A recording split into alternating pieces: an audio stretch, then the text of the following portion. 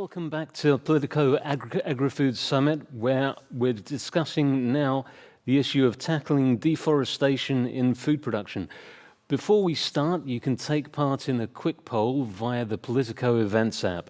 Our question in the poll today is, should the EU suspend the Mercosur Free Trade Agreement until it receives a stronger environmental guarantee from Brazil? Straightforward yes or no question. Now, I'd like to introduce the panelists for our spotlight discussion. Joining us here live in Brussels is Herbert Dorfman, a member of the European Parliament for the European People's Party and the coordinator of the group in the Agriculture Committee. We also have Paula Den Hartog, the palm oil lead for the Rainforest Alliance, who's joining us virtually. Hello. Hello. And Mette Wilkie, the director of the Forestry Division of the Food and Agriculture Organization of the UN's Food and UNFAO. Thank you all for joining us. We also have, of course, you, the audience, who are tuning in. If you would like to ask any questions, please message them to us and we'll try and ask as many of them as we possibly can to our panel. Just use Slido and the hashtag #PoliticoAgriFood. I think that the issue of deforestation has been rising up the political agenda since I've been working at Politico at a rate of knots. It's risen as pictures of pristine jungles being destroyed in Indonesia have given way to images of the rainforest being burned in Brazil. The open spaces created by this kind of slash and burn agriculture are often used to cultivate soy, beef, and other products which are sold on the international market, including in Europe.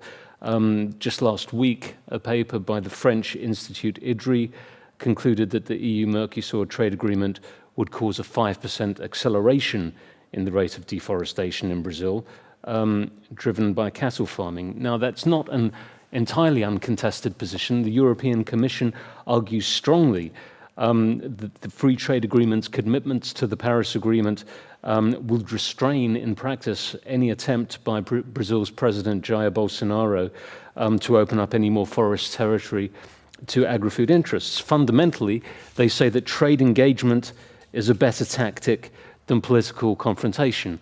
And I suppose this is one of the issues that we're going to be discussing today. I'd like to begin on this issue of Mercosur by asking Herbert. Herbert, last week, the Agriculture Committee passed a very strong report calling for mandatory due diligence, robust enforcement, dissuasive penalties, lots of things to prevent high-risk deforestation products entering the European market. It was supported by MEPs from your own party, the EPP. It was supported by Renew, by the Socialists and Democrats, all the way over to the Greens and GUI. Do you think that we are now entering an era of consensus on this issue?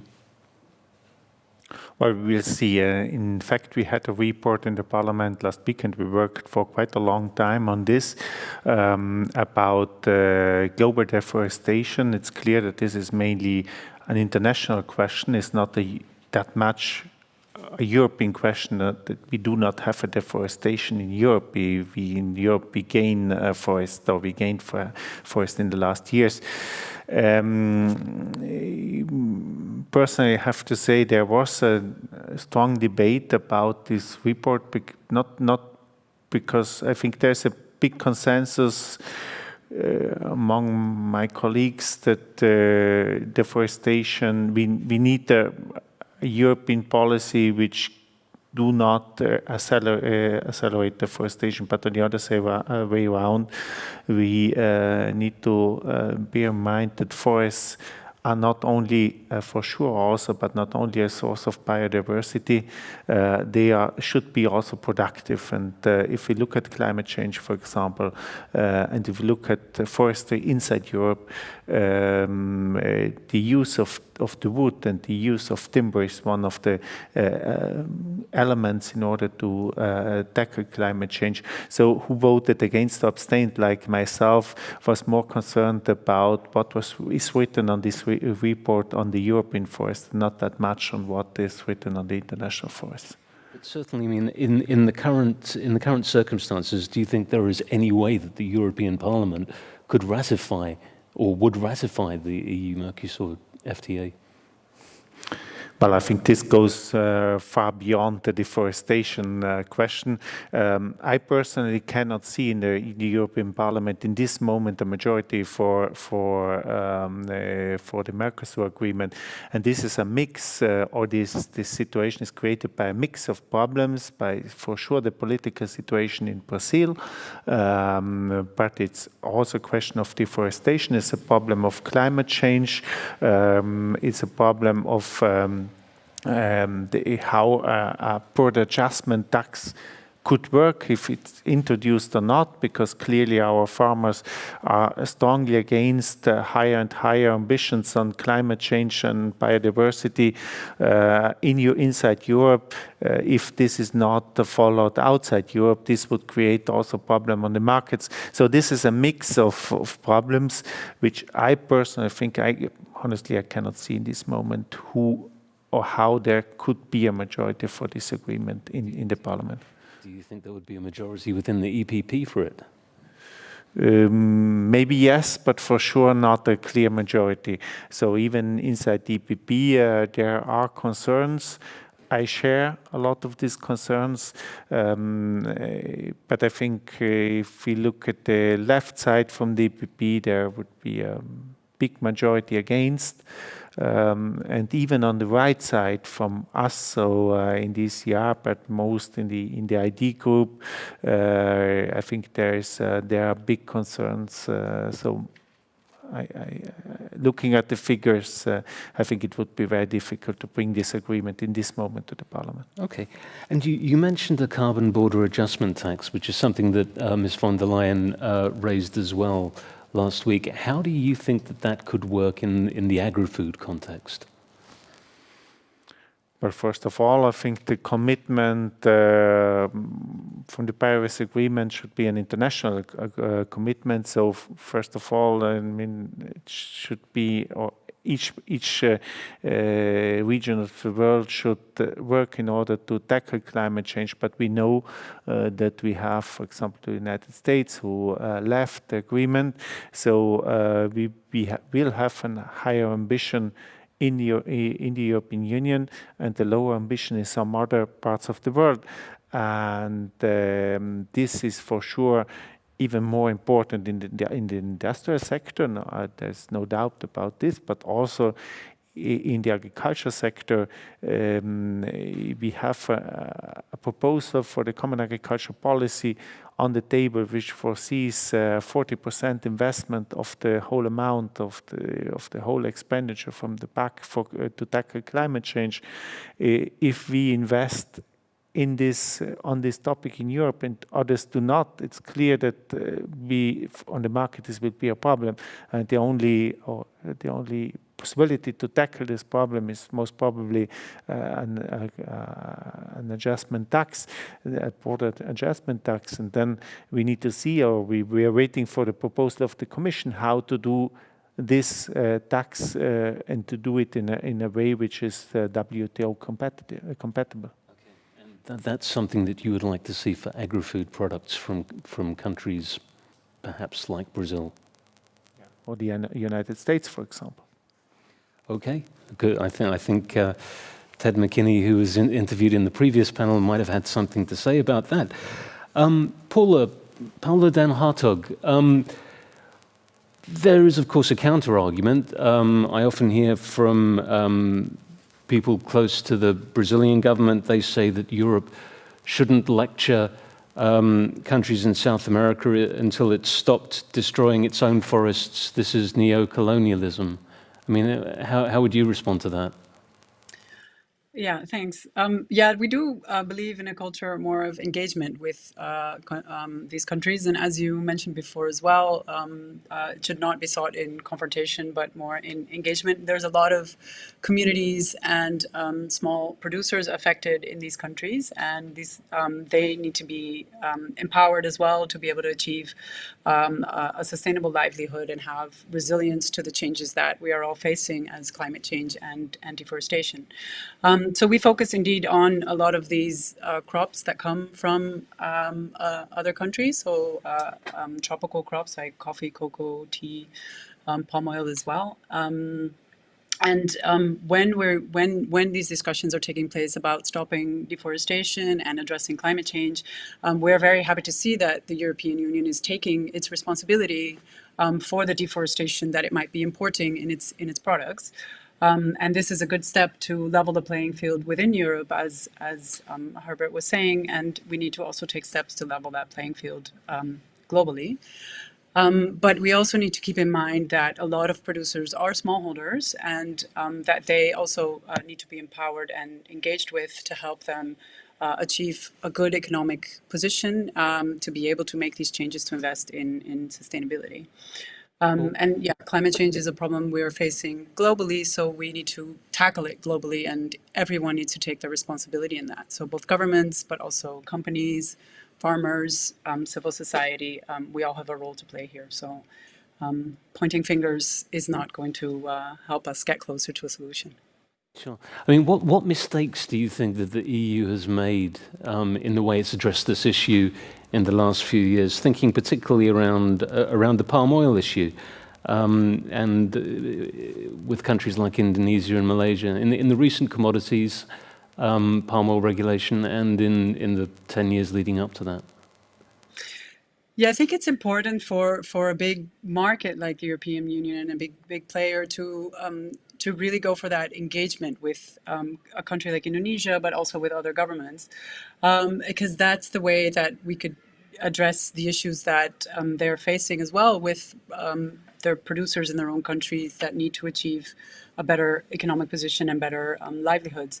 And any type of regulation that would prohibit things across the board without looking at the keeping an eye for that economic development, and especially for that economic position of those smallholders, would affect them negatively, and is not going to help us address the problems and get to the solution. So engagement is definitely key, and also looking at specific kind of tailor the measures and have a smart mix of measures that can address the issues and ensure that they're not shifted to something else. So, for example, if palm oil would be forbidden, which sometimes you hear about as well, the issues might shift elsewhere, and you might get, or you just allow a certain, for example, a certain type of palm oil to come in, then that adheres to certain measures. That's great, but then those producers that can't adhere to these measures are going to be left out, and that's not going to help solve the problem. So what we really need to look at in Asian countries like Indonesia and Malaysia, kind of speak up against some of these measures, it's because they're not solving the problem, and they're not helping them address the root causes on the ground. Okay, well, maybe we can bring in Messa Wilkie here. Messa, as you know, the European Commission is planning next year to bring forward measures to avoid or minimize selling products which might embody deforestation along the supply chain on the EU's market. There's a lot of ideas in the mix around this. There's mandatory due diligence schemes, labeling, market reform. What would you like to see? Well, let's first and foremost talk a little bit about the actual causes of deforestation, because they vary tremendously, and we can't just have a one-size-fits-all solution to those. When we look at the global scale, we know that about 43% of all deforestation is caused by large-scale conversion of forest to agriculture. So that's where we're talking with the large commodity chains, particularly on beef, soya, palm oil, as you've heard.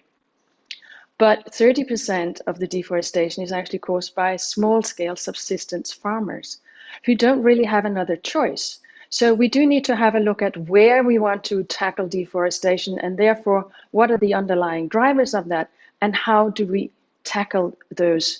So it's not just a matter of looking at what we import into Europe, although that will, of course, also help. And we need to look at a number of different measures. We are talking here about both regulation and voluntary measures as well. I fully agree that we have to have that conversation with the countries. We have to engage. We have to build a capacity of people to help move towards more sustainable practices. We have a very good example of that where we are working with countries to reduce their emissions from deforestation and forest degradation, and making plans for how they want to go about that, but really understanding the underlying drivers within these countries. And the EU is supporting us also in what we have, the forest law enforcement, governance and trades, where for timber we have that same issue, where there's some regulations in Europe so that in order to sell timber in Europe, you have to meet those. But in order to get to that stage, it's so important that we work with those, particularly the small and medium scale enterprises and producers, to make sure that they can meet those requirements, because otherwise they will simply sell elsewhere, or they will do other business that may also lead to complete conversion of the forest if they can't rely on an income from the timber. So it's a very complex issue, and there are very many and very different underlying causes, and therefore also different solutions. Well, quite, and certainly there's a danger also of if Europe goes it alone in introducing measures against some commodities, it could create a dirty market in the same commodities somewhere for somewhere else, a less regulated market. But that's precisely why I was asking the question, because the EU is grappling with this issue. One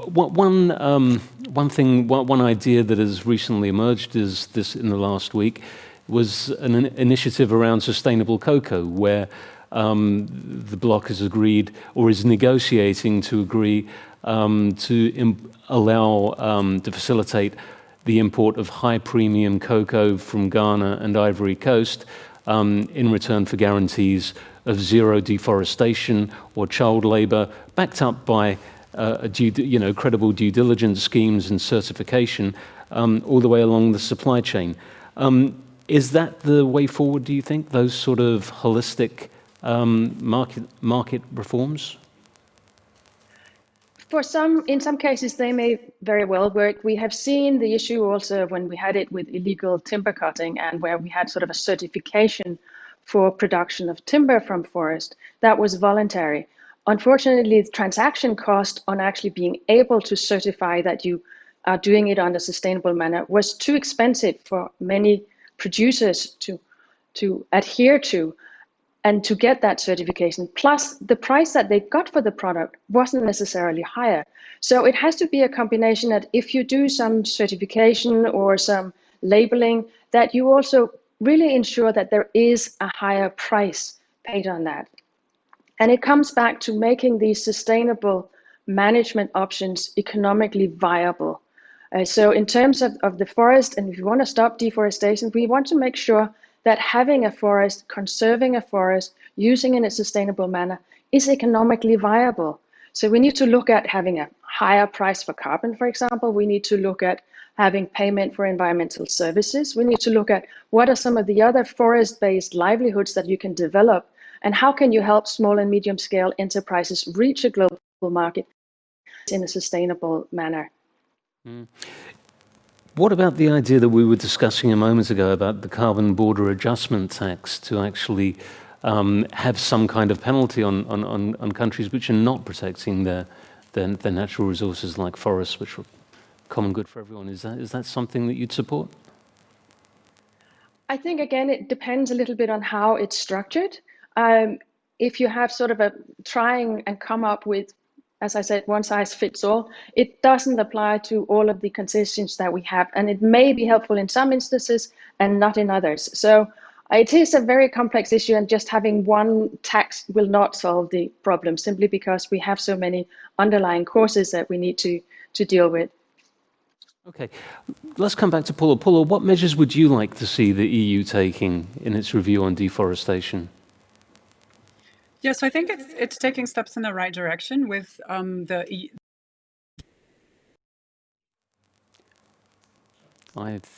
Paula, we've lost you. I don't know if you can hear us.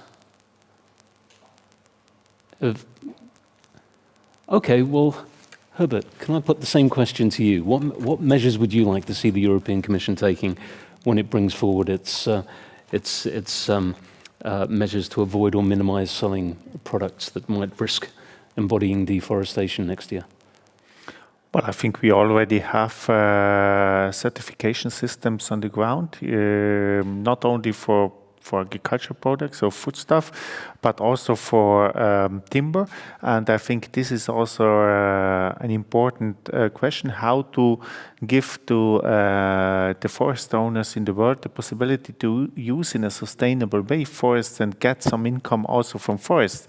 Because for us in Europe, this is normal. We do not cut our forests because the forests themselves give an income. And we have a lot of forests in the world which do not give an income at all. And they are for sure more exposed to deforestation. And we need to find a way back, because there is a strange idea, political idea, that even a tropical forest is good only if it's not touched. This is not true.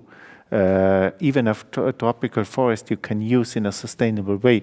And I think this is the most important thing, that we support these certification systems, and we find new systems of due diligence in order to avoid to buy in the European Union, import inside the European Union products which can create a problem of deforestation in the world. I think this is the most important thing we have in the hand, because I'm completely against that we are going around in the world now to tell the others what they have to do. They have local governments on the ground, they have local responsibilities. We can decide what we are doing here in Europe, but it's not our duty to go around and teach the others what they should do. Well, certainly with the chocolate industry, I mean, in the run-up to the Sustainable Cocoa Initiative, you had an unusual situation where a lot of the big chocolate players, Barry Callebaut, Mars, Mondelez, all came together and said, well, we want a level playing field. We do want a mandatory due diligence, and we want it to apply across the board, because then we know where we stand. And I mean, is that something which you can imagine happening with other commodity sectors as well? Well, the Commission announced that the European Commission that will bring forward an idea of due diligence and for foodstuff products, and let's say we will have in the Parliament we'll have a look at this. I think this is the right way forward. Also to be more, let's say, scientific based, because we had the debate about palm oil, and I fully agreed with my colleagues here, speakers, with not all palm oil is bad. We have some production of palm oil in the world which is a problem, but we have a lot of palm oil production which is sustainable, which gives income to small farmers and bigger farmers, and give income to states like Indonesia or Malaysia. There's nothing bad about this, and we need fat and we need energy. So we need to have a look what is happening on the ground, and avoid this idea to say soya is bad only because it's soya, or palm oil is bad or creates deforestation only because it's palm oil. Okay, Paula, I think we have you back with us now. Can you hear us? I can hear you, yeah. Okay, well, would you like to come back in on any of the points that have been raised in the last minute? I wanted to answer a question on what do we think would be a good measures to address deforestation. So we think it should be a mix of voluntary and mandatory measures. We really welcome the measures the EU is taking to both on the due diligence side, but also on the action plan on deforestation, because then it allows companies indeed to have that level playing field within Europe, so that they are operating in a fair and economic way. And it also allows them to take within the supply chain to tackle these issues of deforestation. But again, legislation should not... Are you losing me again? Can you hear? I think yes, perhaps I can we are. hear you. You seem to be slowing down, Paula. Just try again. We've got about 20 seconds left, I think. Okay. Again, so the measures should keep an eye out for smallholder producers to ensure that they are engaged and are being empowered to be also able to go on this journey of sustainability. Okay. Well, thanks very much, everyone, for taking part. Thanks to you, too, the audience, for listening and hearing us out. We didn't receive any questions, but I hope that wasn't because of a lack of interest. We are now going to take a break, and then we will be back in 10 minutes with our next session on animal welfare. Thanks very much.